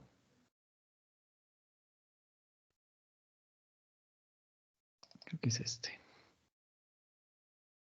Entonces, el presupuesto de la Nación para este año 2022 está calculado en 350.4 billones de pesos. El del 2021 era esto, 313.9, 314 billones. Ahora es de 350 billones de pesos. Y entonces vamos a mirar cómo va a recaudar esos 350 billones de pesos el gobierno para poder gastarse los 350 billones porque el presupuesto se hace de esa manera. Todo lo que entra es todo lo que sale. ¿Listo? Todo se lo va a gastar. ¿Ok? Entonces vamos a mirar cómo lo va a recaudar y cómo se lo va a gastar. ¿Listo? Entonces, el presupuesto, como les digo, pues tiene varios componentes. Tiene un componente que es básicamente los ingresos, y los ingresos, como veíamos, hay unos ingresos corrientes y hay unos recursos de capital. Entonces, esta es. Entonces, el presupuesto para este año es de 350 billones, .4. ¿Ok? Sucede que ese presupuesto general de la nación está distribuido de la siguiente manera. A nivel de ingresos, ¿ok? Entonces, tiene unos ingresos corrientes que ya vimos, que son tributarios, no tributarios, y otro, se me olvidó el nombre, así que lo miramos. Entonces, tiene tres componentes que conforman esos ingresos corrientes. Por concepto de ingresos corrientes, el Estado aspira a recaudar 170 billones de pesos. Es decir, un incremento frente al presupuesto del 2021 en un incremento del 10.8%.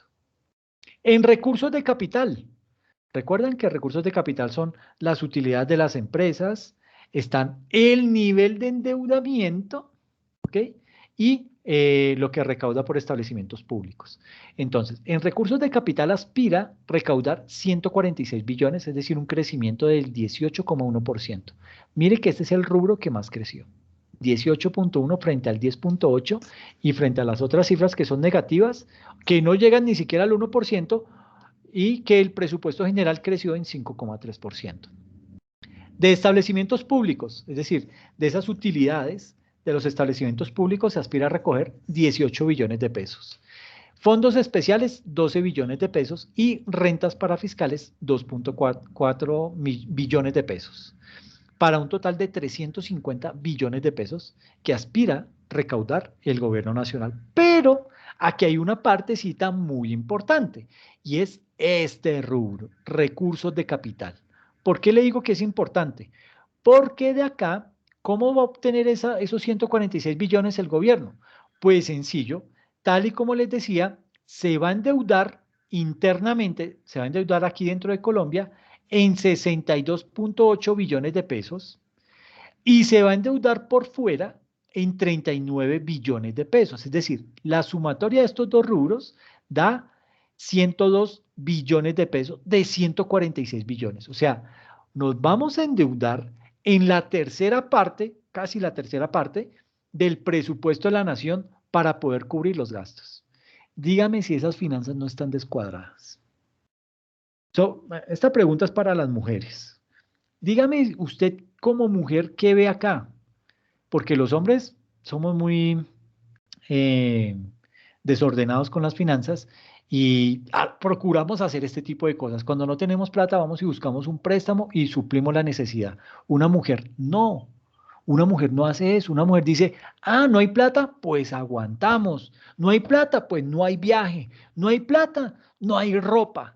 Entonces las mujeres ayudan a eso, a apretar, a ajustar las finanzas para evitar que se siga desbordando eso. Hace falta una mujer presidente. No va a ser Ingrid, ¿no?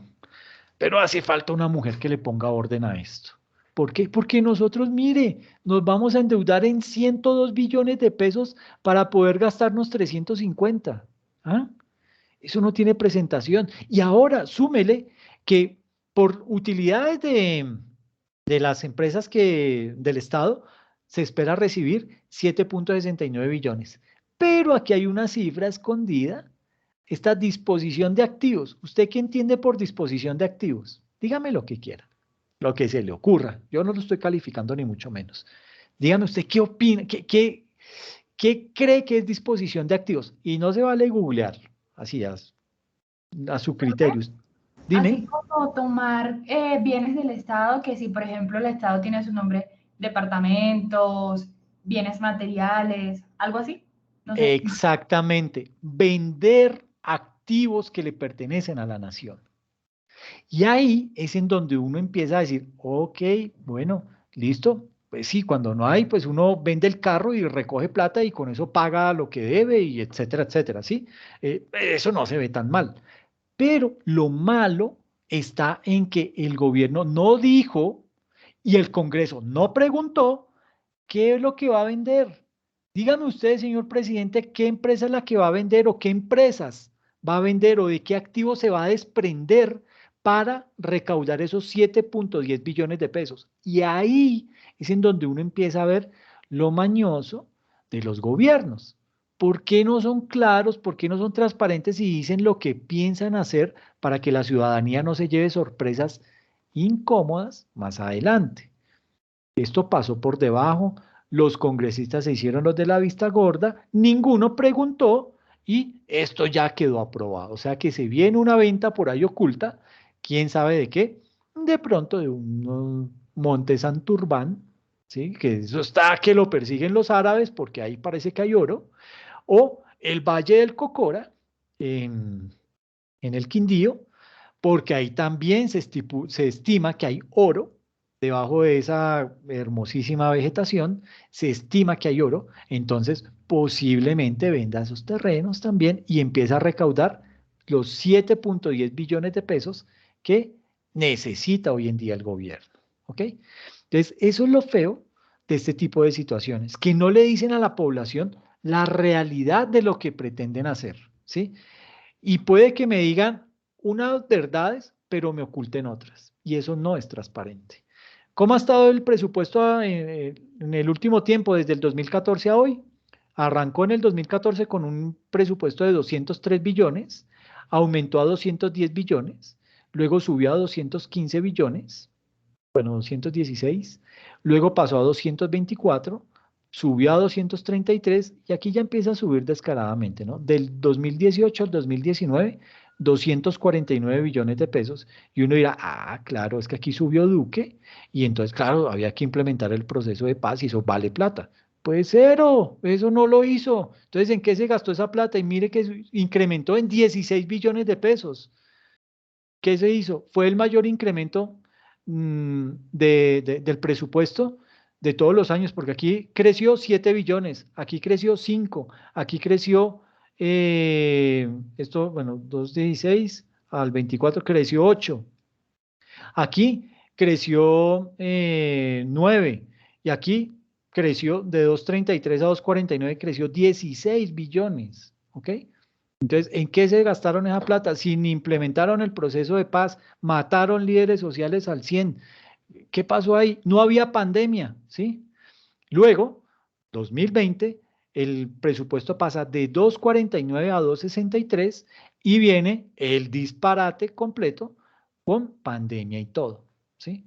¿Por qué? Porque pues obviamente no había plata. ¿Y qué pasa? Y eso lo vamos a ver en el siguiente slide. Primero terminemos de ver el crecimiento del presupuesto. En el 2020 subió a 263 billones y del 2020 al 2021 subió a 313 billones de pesos, es decir, 50 billones de pesos más. Y usted dirá, ah, no, pero es que está juicioso el gobierno recaudando impuestos. Cero, no es impuestos, es deuda. Eso es pura y dura deuda, no es nada más. Y aparte, me olvidaba comentarles, estos 170 billones de ingresos corrientes, ¿de dónde cree que salen? Pues 74 billones de pesos son de renta. 70 billones de pesos son de IVA. O sea, que en dos impuestos está soportando 140 billones, 144 billones de 170 billones. O sea que el resto, ¿qué? Los otros impuestos que se cobran, eso, ¿a dónde va a parar esa plata? Porque todo es renta y todo es IVA, ¿sí? Entonces, 26 billones solo se recaudan de otros impuestos. Y de esos 26 billones, 10 billones son del 4 por mil, del gravamen a los movimientos financieros. 10 billones. O sea que solamente quedan 14 billones para que se distribuyan entre ICA, sobretasa a la gasolina, todos esos predial, vehículos, etcétera. Solo eso suma 14 billones de pesos. Entonces, mire lo importante y lo dependiente que es el gobierno nacional del impuesto de renta y del IVA. ¿Ok? Representa que, si alguien me ayuda con la siguiente operación, 144 dividido 170.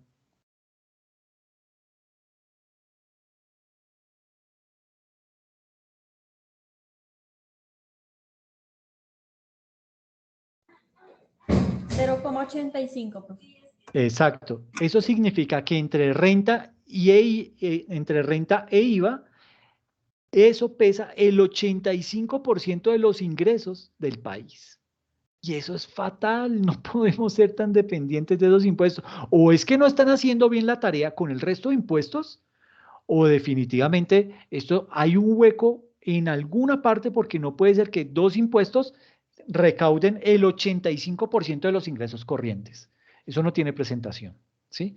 Y aparte, si de estos 146, si tú que hiciste la operación, si divides 102 dividido 146,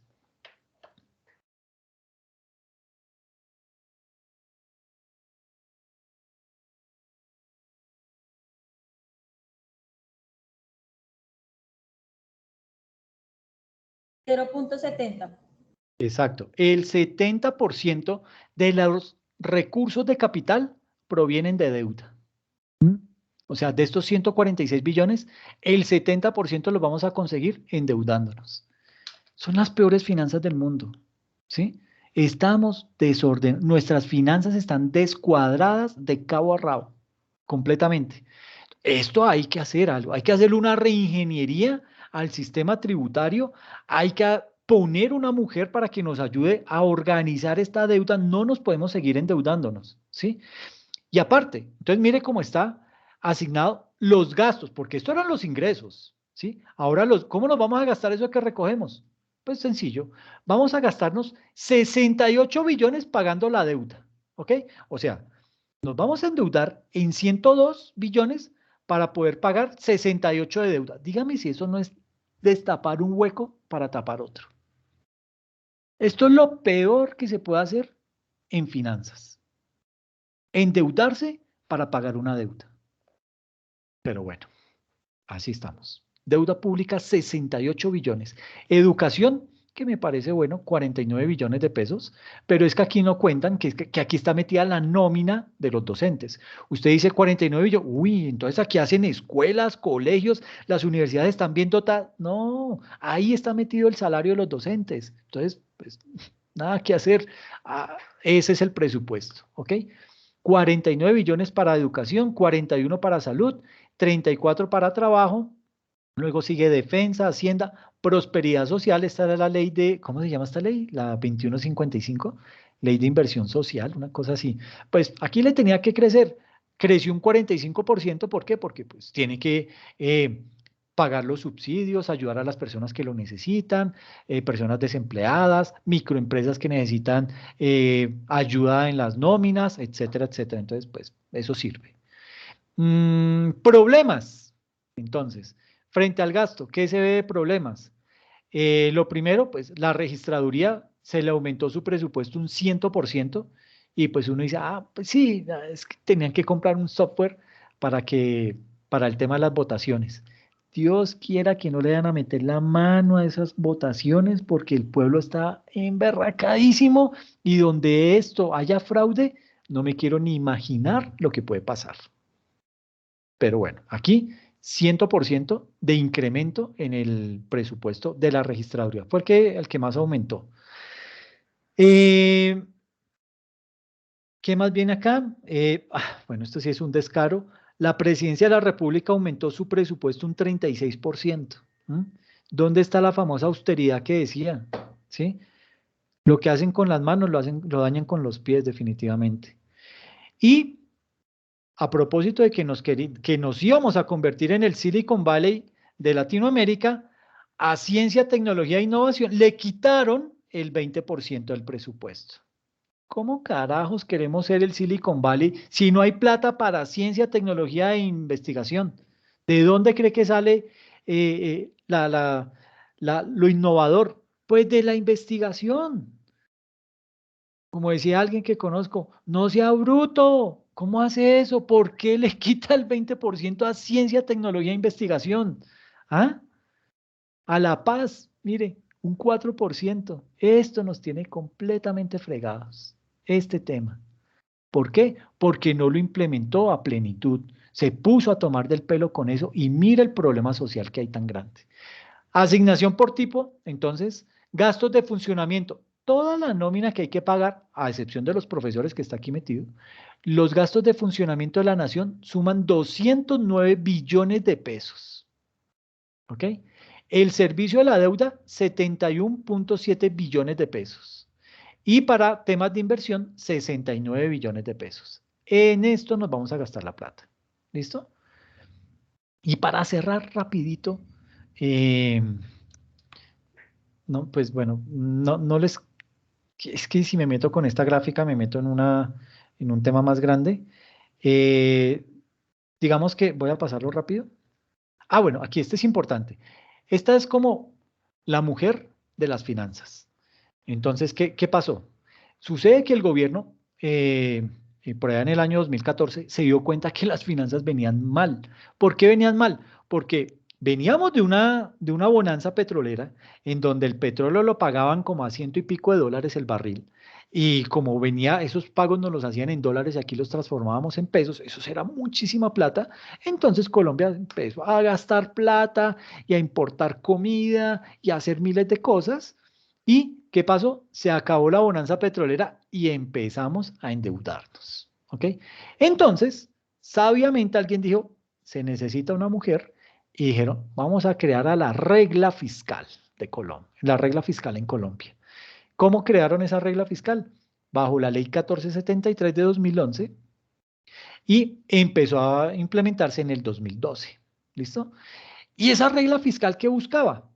Estabilizar o darle sostenibilidad a la deuda pública y generar una estabilidad macroeconómica. ¿Qué es eso de sostenibilidad de la deuda? Es decir, que yo no pague solo intereses, sino que empiece a abonar de a poquitos, así sea a capital.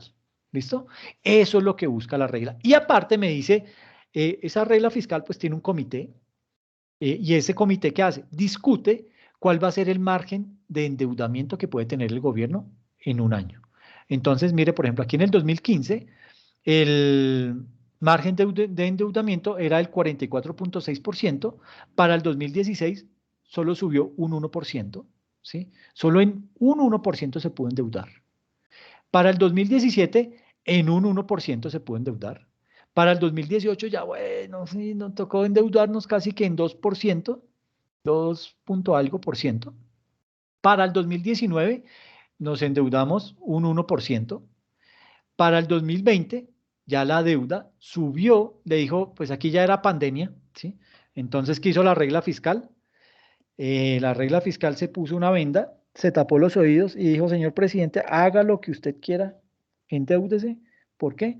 Porque no hay eh, actividad económica, la gente está encerrada, la gente necesita subsidios, la gente necesita que le ayuden. ¿Por qué? Porque todos estamos encerrados, no hay cómo salir a trabajar, entonces no se puede morir de hambre la gente. Entonces cree subsidios y como el presupuesto ya estaba ajustado, como el presupuesto se hizo a finales del 2019 sin pensar que iba a haber una pandemia, pues la plata no alcanzó y le tocó a este man que salir a endeudarse. Se subió la deuda de 50,3% a 64,8%. ¿Por qué? Porque la regla fiscal ahí se levantó y dijo, no, haga lo que tenga que hacer, hermano, endeúdese en lo que tenga que endeudarse, pero sáquenos de este problema. ¿Ok?